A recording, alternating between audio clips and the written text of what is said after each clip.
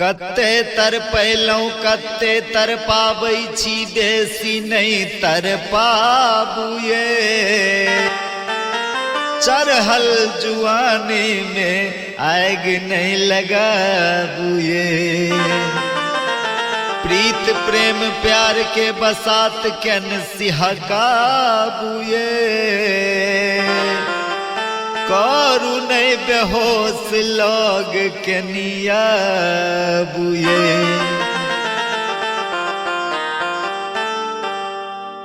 श्रोता बंधु अपने सब सुन रहल छी शंभू कुमार जी के सुंदर संरचना गंबू व्यास जी के सुंदर सन आवाज में तो सुनल जाए।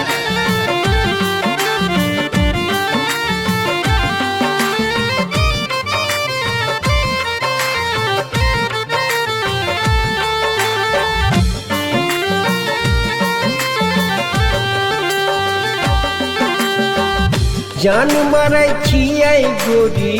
जान मारै छी जान मारै छियै गोरी जान मारै छी हंसी का चवनिया मुस्कान हंसी का चवनिया मुस्कान रिझा क किए जान मारै छी जान मारै छियै गोरी जान मारै छी जान मारै छियै गोरी जान मारै छी हंसी का चवनिया मुस्कान रिझा क किए जान मारै छी।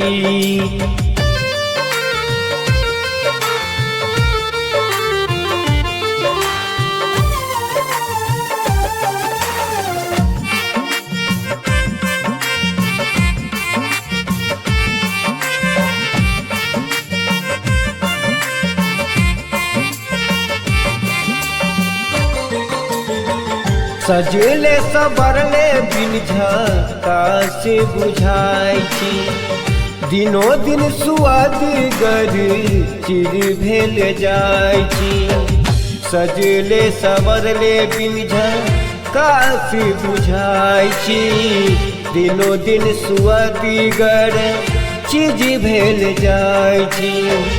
जान मारै छियै गोरी जान मारै छी जान मारै छियै गोरी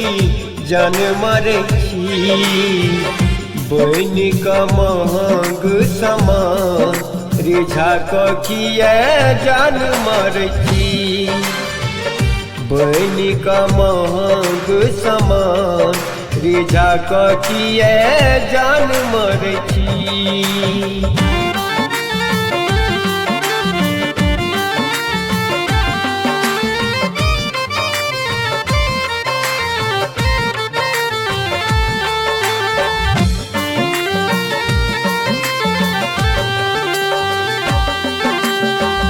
गुदगर गाल संग लाल लाल होठ सा करू नहीं बेहोश एना कनखी के चोट सा गुदगर गाल संग लाल लाल होठ सा करू नहीं बेहोश एना कनखी के चोट सा जान मारै छियै गोरी जान मारै छी जान मारै छियै गोरी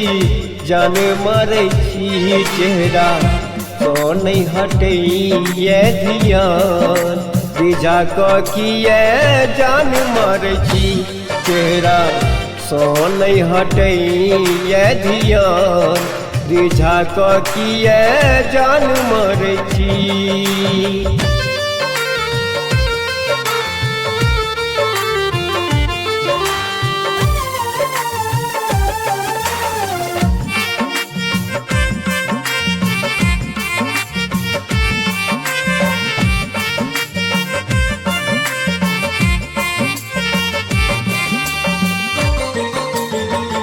खन कया चूड़ी पायल सिहरै बदनिए राइटर शंभू के खुद कैया मानिए खन कैय चूड़ी पायल सिहरै बदन ये राइटर शंभू के खुद कैय मन ये जान मारै छियै गोरी जान मारै छी जान मारै छियै गोरी जान मारै छी गमू के भेल जुआनी जियान रिझा कऽ किए जान मारै छी गमू के भेल जुआनी जियान रिझा कऽ किए जान मारै छी।